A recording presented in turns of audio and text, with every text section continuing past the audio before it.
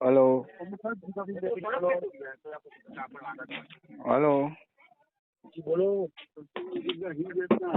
લાલજીભાઈ પટેલ બોલો છો? સરદાર પટેલ ગ્રુપના અધ્યક્ષ. બોલો. હેલો જી બોલો. લાલજીભાઈ પટેલ બોલો છો?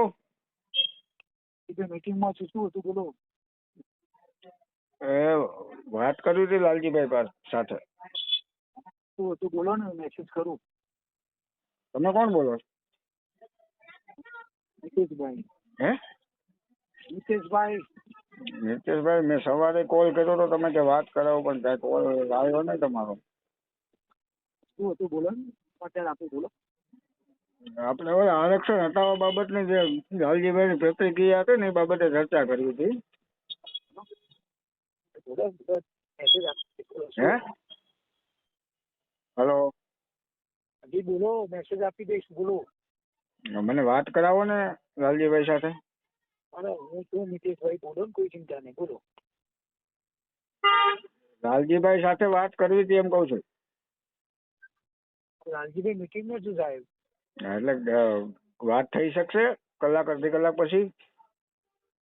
9 વાગે મીટિંગ પર છે. 9 વાગે. 9 વાગે? ઓહો, સવારના હું કોલ કરું છું. શું હતું બોલો? ઇમરજન્સી વાત કર્યું, મેસેજ કર્યો.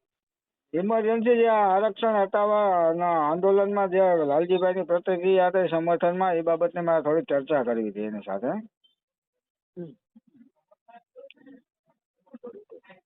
બોલો બોલો. હા બોલો. હવે તમારી સાથે નહીં, લાલજીભાઈની પ્રતિક્રિયા હતી તો લાલજીભાઈ સાથે વાત કરું ને. આપણે કઈ વાંધો નહીં સાહેબ, તમે તાર કહો, હું એક જવાબદાર વ્યક્તિ જ છું. બોલો. હા, શું તમારું શું નામ? હિતેશભાઈ પટેલ. હિતેશભાઈ પટેલ, મહામંત્રી છો? બોલો.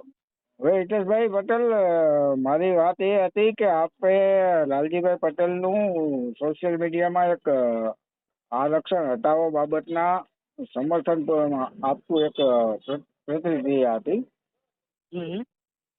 હવે આરક્ષણ હટાવવાનું અત્યારે જે લાલજીભાઈ કહે છે, તો 2018માં આરક્ષણ લાગુ કરવા માટેના જે આંદોલનો કર્યા અને 10% જે તમને EWS ની અનામત મળી અને તમારા પાટીદાર 14 યુવાનોનો ભોગ લેવાનો, તો ત્યારે તમે આરક્ષણના સમર્થનમાં હતા ને અત્યારે હટાવવાના સમર્થનમાં કેમ આવી ગયા? હટાવો એટલે એવું છે કે કોઈ પણ ગરીબ વ્યક્તિને અનામત મળવી જોઈએ. આજે જે અનામતનો લાભ લઈ રહ્યા છે, એકચ્યુઅલી જે સુખી સંપન્ન વિદ્વાનો એ લોકો લે છે, ગરીબને મળતું નથી. ટોટલ આરક્ષણ કેટલું ભારત દેશમાં?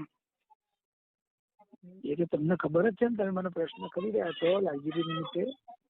85% અનામત છે ને ભારત દેશમાં, SC ST OBC ટોટલ 85% અનામતનો લાભ લઈ રહી છે, બરાબર? 15% લાલજીભાઈ નું એવું કેવું છે કે અનામત જે લોકોને મળી છે એ સમાજના લોકો જે વિદ્વાન હોય, ભણેલા ગણેલા હોય, સુખી સંપન્ન હોય, એ લોકો એના બાળકોનો લાભ અપાઈ દે તો ગરીબ લોકો માટે અનામતની રચના કરવામાં આવી છે જે તે ટાઈમે, તો એ લોકોનું શું થાય એમ? એટલે સમાજ તો જ્ઞાતિ વાઇઝ એવું ના હોય કે ભાઈ જનરલ કેટેગરીમાં લોકો ગરીબ નથી હોતા. મારું એ જ કહેવાનું છે ગરીબ હોય છે હિતેશભાઈ, મારું એ જ કહેવાનું છે કે જે 85% અનામત છે એ 100% એની અમલવારી થાય છે ભારત દેશમાં? ના થતી હોય પણ એ મુદ્દો મહત્વનો છે કે આરક્ષણ હટાવવાનો મુદ્દો મહત્વનો છે.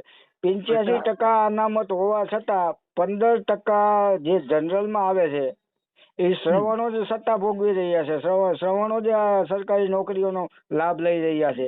જે અનામતના હિસાબે SC ST OBC ને જે સરકારી ભરતીમાં જે જગ્યા મળવી જોઈએ એ મળે છે. લઈ લેતા પણ સવાણો પરીક્ષા પાસ કરી ભણી ગણીને લેતા હોય, ડાયરેક્ટ તો કોઈ લેતા ના હોય ને. હા, તો આ આરક્ષણના હિસાબે SC ST OBC ને જે કોટા હોય છે એ કોટા મુજબ ભરતી થાય છે સરકારી ભરતીઓમાં. સરકારનો વિરોધ એ નીતિની જ વિરોધ છે. સમીક્ષા કરવી જોઈએ અને તો એકચ્યુઅલી ખરેખર જે લાગુ નીતિનો વિરોધ કરો ને તમે. આરક્ષણ હટાવવાનો વિરોધ કરો છો. આ જજોની ભરતીમાં SC ST OBC ની કે ભરતી થઈ? તમે પૂરું લાલજીભાઈ નું નિવેદન સાંભળી લો કે એમને એવું કહ્યું છે કે કોઈ પણ જ્ઞાતિના ગરીબ લોકોને મળવી જોઈએ. કોઈ વાત કરી છે સાહેબ. એના કરતા મુદ્દો એ તમે ચર્ચામાં લઈ આવો કે ભાઈ 85% અનામત છે ભારત દેશમાં, છતાં 15% જે જનરલમાં આવે છે એની સરકારી ભરતીઓમાં અને લાગવગશાહીથી ભરતીઓ થાય છે, જ્યાં 85%માં માનો કે જજની ભરતીમાં 85%માં કોઈ SC ST OBC નો જજ છે? ખરા ને અત્યારે કેમ નથી? ક્યાં છે?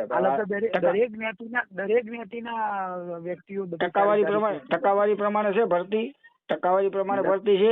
યુનિવર્સિટીમાં પ્રોફેસરોની ટકાવારી પ્રમાણે ભરતી કરે છે? SC ST OBC ની કરે છે ભરતી? એ તો કે દરેક સંકુલમાં દરેક સંસ્થામાં અલગ અલગ રીતે ભરતી થતી હોય, નિયમો અલગ હોય. નિયમો અલગ હોય પણ અનામતની અમલવારી પ્રમાણે તો ભરતી થવી જોઈએ ને. પણ એ વસ્તુ જ મેં લાલજીભાઈએ કહી કે ભાઈ સમીક્ષા કરવી જોઈએ અને જે રીતે દરેકને ગરીબ લોકોને દરેકને લાભ મળવો જોઈએ. અનામતની અંદર આજે લોકો લાભ લઈ રહ્યા છે એ બધા સુખી સંપન્ન લોકો છે, તો અનામત તો ગરીબ માટે છે. અરે મારા ભાઈ, અનામતનો લાભ મળતો જ નથી. તમે લાભ લઈ રહ્યા છે જે કહો છો ને, લાભ જ નથી મળતો. 85% અનામત હોવા છતાં મારા ભરતીની શિક્ષણની જે બાળકોની ભરતી હોય છે વિદ્યાર્થીની, એમાં પણ અનામત લાગુ છે અને નોકરીઓમાં લાગુ છે, બધામાં લાગુ જ છે. તમે એકલા પ્રાઇવેટની કોલેજની શું કામ વાત કરો છો? બધામાં લાગુ છે યાર. બધા લોકો લાભ લઈ નથી લેતા. પણ અનામતના લોકો કોટા પ્રમાણે ભરતી થાય છે. કોટા પ્રમાણે ભરતી થાય છે. અનામતનો કોટા એ વિષય ઉપર ચર્ચા કરી લાલજીભાઈએ. તો એ ચર્ચા કરી અને આ કોટા સમીક્ષા કરી અને મારું કહેવાનું આપને એ છે કે તમે સમીક્ષા કરો. સમીક્ષામાં અનામત 85% ભારતમાં લાગુ છે. જો 85% પ્રમાણે અનામતનો લાભ SC ST OBC ને મળે છે. વડીલ એ જ વાત કરેલા. ખરેખર સમીક્ષા થવી જોઈએ, યોગ્ય ન્યાય મળવો જોઈએ. અને અનામતનું આટલા વર્ષથી ચાલે છે તો દર વર્ષે કંઈક ના કંઈક સમીક્ષા કરીને યોગ્ય વ્યક્તિને ન્યાય મળવો જોઈએ. અને જે તમે કહ્યું ને કે ટકાવારી ને બધું જ એમાં આવી જાય એવી લાલજીભાઈ વાત કરી. તમે ડિટેલ વાંચો. લાલજીભાઈ ની પ્રતિક્રિયા મેં સાંભળી એટલે તો મેં કોલ કર્યો કે લાલજીભાઈ એવું કે છે કે દેશને અલગ અલગ મીડિયાની અંદર નિવેદન આપ્યું છે. દેશ આઝાદ થયો ને 75 વર્ષ થઈ ગયા તો અનામત હવે હટાવવી જોઈએ એવું લાલજીભાઈ ની પ્રતિક્રિયા છે. એટલે અનામત હટાવવા કરતા અનામતની સમીક્ષા કરી તમે હટાવવી જોઈએ એવું લાલજીભાઈ નું નિવેદન નો વિડીયો મોકલો મને. મોકલો, હાલો તમને વિડીયો મોકલો.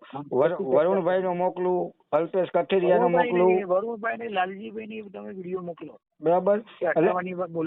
હા, એટલે એક સમયે પાટીદારે આખું ગુજરાત માંથી લીધું હતું EWS 10% લાગુ કરવા માટે. બરાબર. 14 પાટીદાર યુવકોનો તમે ભોગ લઈ લીધો ત્યારે અનામત તમને સારી લાગી. હવે અત્યારે અચાનક અનામતના વિરોધી કેમ થઈ ગયા? અરે સાહેબ, મારા લાલજીભાઈ એ જ કહે છે કે EWS માં જે લોકો વધુ પૈસા કમાતા હોય એ લોકો ના લેવા જોવું. એમાં પણ 8 લાખ રૂપિયાની એ છે.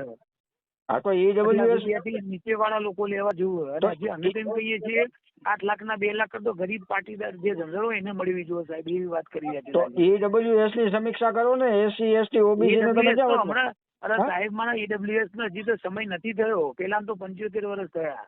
તો 75 વર્ષમાં અમે જે SC ST OBC તમે તમારા સમાજની ખેંચવાની વાત કરો છો, પણ ન્યાય હોય બોલો ને સાહેબ. મારા એટલાય લોકો લાલજીભાઈ ના સમર્થન ની અંદર આજે દરેક જ્ઞાતિના લોકો છે એ કહે છે કે ભાઈ અમારી જ્ઞાતિની અંદર પણ આવું અન્યાય થાય છે કે જે વિધવાનો સુખી સંપન્ન લોકો અનામત નો લાભ લે છે. ગરીબ લોકો નથી લેતા. અમે તમારી સાથે છીએ. તમે પણ તમારો પ્રેમ હોય તમારી જ્ઞાતિ ઉપર તો ગરીબ નો મળે એવા પ્રયત્ન કરો ને. તમે શું કામ સુખી માણસો બધા લઈ લો છો? 1 મિનિટ મને સાંભળો. છેલ્લા 5-7 દિવસથી જે આરક્ષણ હટાવો આંદોલનનું જે સોશિયલ મીડિયામાં ચાલે છે જે હોય તમે લાલજીભાઈ નો વિડીયો મોકલો, પછી ચર્ચા કરાવીશું. એ પાટીદાર સિવાય કોઈ એનો